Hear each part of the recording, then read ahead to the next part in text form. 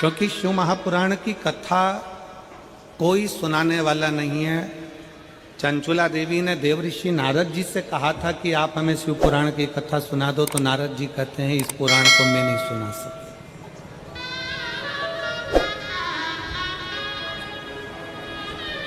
इस पुराण को मैं नहीं सुना सकता, क्योंकि मैं एक जगह पर स्थिर रहकर इस कथा का वाचन नहीं कर सकता, क्योंकि मुझे श्राप लगा। फिर शंकर की कथा कौन वाचेगा? तो कहा भागवत के वाचने वाले हों, राम कथा के वाचने वाले हों, विष्णु पुराण के वाचने वाले हों, सारे पुराणों को वाचने वाले होंगे, पर शंकर की कथा का वाचने वाला कोई दूसरा नहीं हो सकता। वो शंकर का ही कोई कृपा पात्र होगा जो शिव महापुराण की कथा का वाचन करेगा। तो शिव की कृपा से चंचुला देवी को तुमरुका जी मिले।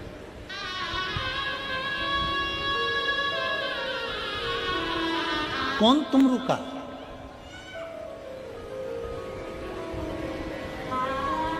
तुमरुका कौन? वो तुमरुका जिसका स्वरूप नारद जी जैसा है और मुख घोड़े का लगा। वो भी करताल बजाता है, वो भी बीणा बजाते हैं।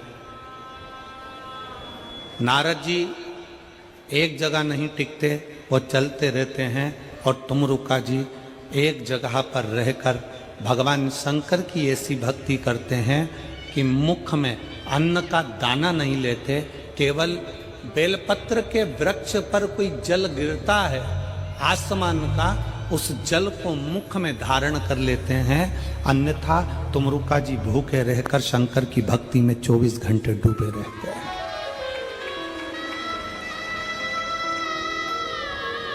वो तुमरुका जी।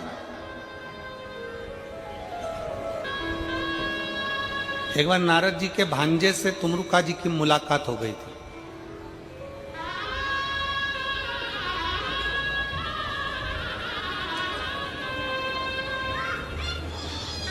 और नारद जी के भांजे ने तुमरुका जी से पूछा था कि तुम कुछ भी नहीं खाते, ना फल खाते हो, ना अन्न खाते हो, ना कुछ प्रसाद पाते हो, फिर भी तुम्हें इतनी शक्ति, इतना बल कहाँ से आता है कि तुम भगवान शंकर की इतनी भक्ति कर लेते हो?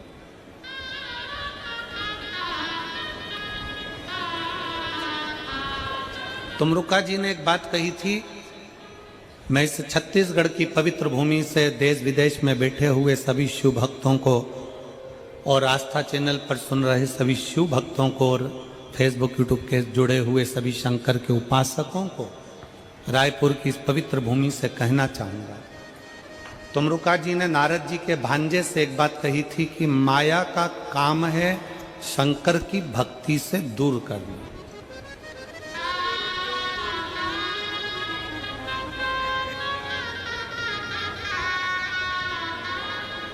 माया का काम है शंकर की भक्ति से दूर करना।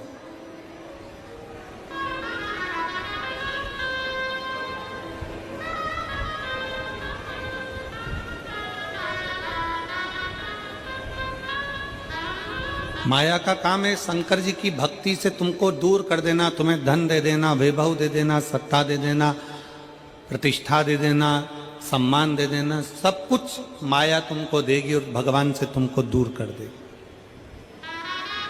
भगवान से तुमको दूर करे। तुमरुका जी कहते हैं नारद जी के भांजे से कि सुनो, माया दूर करती है, पर शंकर का भक्त अगर माया को भी त्याग दे और माया का त्याग कर कर मतलब माया को भी लांग कर शंकर की भक्ति करता है, तो शंकर का फर्ज बन जाता है उसको सब कुछ देने का। ये शिव का फर्ज है।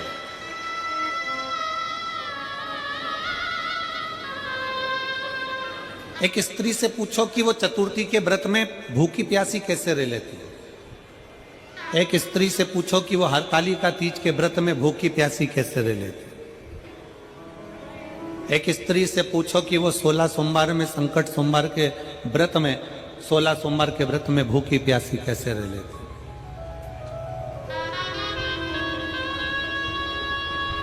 आप उस स्त्री से बात करोगे कि तू हरतालिका तीज का व्रत है, तूने कुछ खाया नहीं, तूने कुछ पिया नहीं, पानी पी नहीं रही है, थूक तक निकल नहीं रही है, ना तू कुछ खा रही ना पी रही, चतुर्थी का व्रत ना तू कुछ खा पी रही, तेरे में शक्ति कहाँ से आती है, तेरे में बल कहाँ से आती? शिव महापुराण की कथा कहती है कि स्त्री जब शंकर जी का हरतालिका का व्रत करती है, चतुर्थी का व्रत करती है या भगवान का कोई व्रत करती है, तो उस स्त्री में मेरा भोलेनाथ इतना बल दे देता है कि वो 4 दिन तक भी भूखी रहकर उस व्रत को धारण कर सकती है।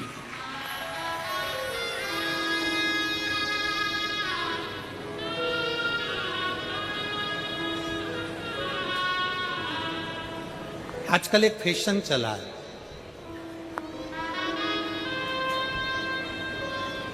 वो बड़ा नया फैशन है महाराज। उस फैशन में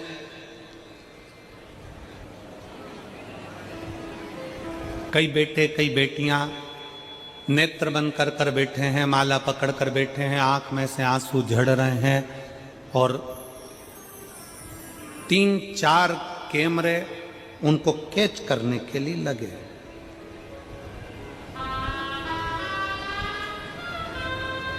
आंसू कभी कैमरा देख कर आते हैं क्या? जम के बोलो जगह आता है। आंसू कब आता है? जब आप उसकी भक्ति में इतने डूब जाओ, इतने डूब जाओ कि आपको अपने तन की भी सुध ना रहे, तब नयन से जो अश्रु बहते हैं वो परमात्मा के लिए बहते हैं, कैमरे में दिखाने के लिए नहीं बहते। वो कैमरे में दिखाने के लिए आंसू नहीं बहते। आज के जमाने में रील बनाने वाले ऐसे ऐसे रील बनाते हैं कि उसमें आंख में से आंसू बहाते हुए उनके लिए 3-4 कैमरे लगे रहते हैं और वो आंसू ढलकाते रहते हैं और अपनी रील बनाते रहते हैं। और उस रील के माध्यम से ये विचार करें कि भगवान मिल जाए। तो मेरा निवेदन है, रील से भगवान नहीं मिलता, ओरिजिनल रोल से परमात्मा मिल जाता है। आपकी असलियत से परमात्मा मिले।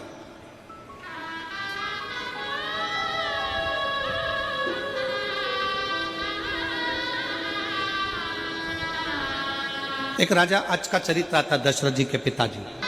दशरथ जी के पिताजी राजा अज बैठे हुए थे। दोपहर का समय था, वो शिव उपासना में स्नान कर कर बैठ गए। उनकी धर्मपत्नी इंदुमती भी पास में बैठी हुई थी।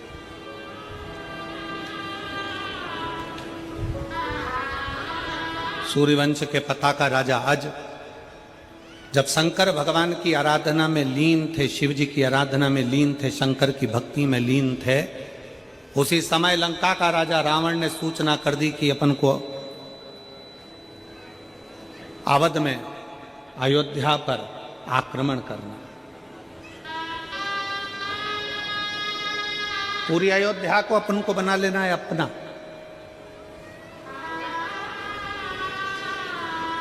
लंका के राजा रावण ने तो लंका के जितने निवासी थे उन्होंने कहा कि वो राजा अज को युद्ध के लिए ललकारेगा कौन?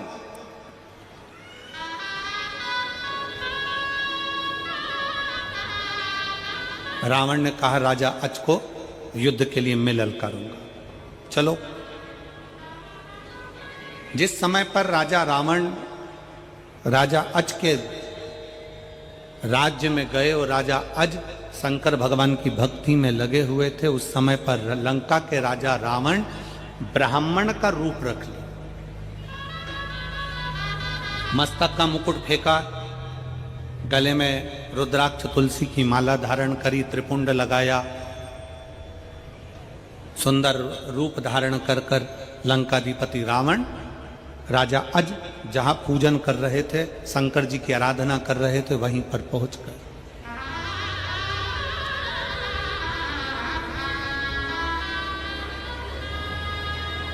अब जैसे राजा अज के पास में लंका का राजा रावण पीछे जाकर खड़ा हुआ, राजा अज शंकर भगवान की ऐसी भक्ति करते थे कि उस भक्ति में राजा अज कभी दिखावा नहीं करे, उन्होंने शिव को पाया। और मेरा निवेदन है सभी शिव भक्तों से, शंकर जी के सभी श्रोता भाई बहनों से, शंकर की पूजन में शंकर की कथा में और शंकर की कथा श्रवण करने में, शंकर के पशुपति व्रत करने में, शंकर के 16 सोमवार व्रत करने में, शंकर के सोमवार व्रत करने में, शंकर भगवान के पशुपति व्रत करने में, चाहे शिवरात्रि का व्रत करने में, सोमवार अष्टमी का व्रत करने में, प्रदोष व्रत करने में, मेरा सभी श्रोता भाई बहनों से निवेदन है, शंकर को एक लोटा जल चढ़ाने में कभी दिखावा मत करो, दिल से बाबा का भजन करो तो बाबा भी दिल से झोली भरना प्रारंभ कर देगा।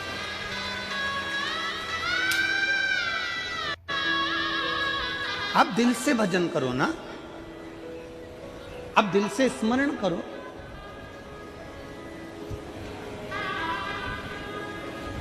और फिर निवेदन है, जो पहले कहा था आज फिर कहते हैं, ढोंग की जिंदगी जीने से अच्छा है कि ढंग की जिंदगी जियो। जिस दिन ढंग की जिंदगी जियोगे उस दिन शंकर तुम्हारा हो गया और तुम शिव के हो। शिव तुम्हारा और तुम शिव के। लंकाधिपति रावण पीछे खड़ा था, ब्राह्मण के कपड़े पहना था, ब्राह्मण का स्वरूप बनाया हुआ था और पूजन में राजा अज लगे हुए थे। राजा अज जब पूजन में लगे हुए थे तभी उसी समय पर राजा अज ने शिव जी का चढ़ाया हुआ जल हाथ में झेल लिया।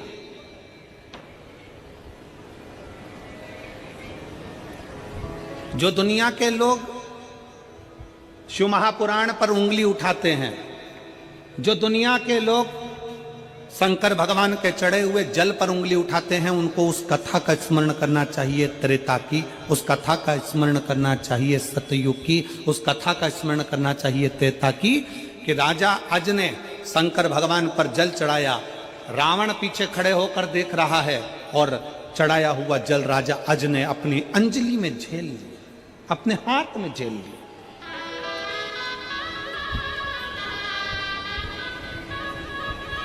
उस जल को लेकर राजा अज ने वो जल पश्चिम में फेंक दिया, पश्चिम दिशा में फेंका, बैठे बैठे पश्चिम दिशा में फेंक दिया।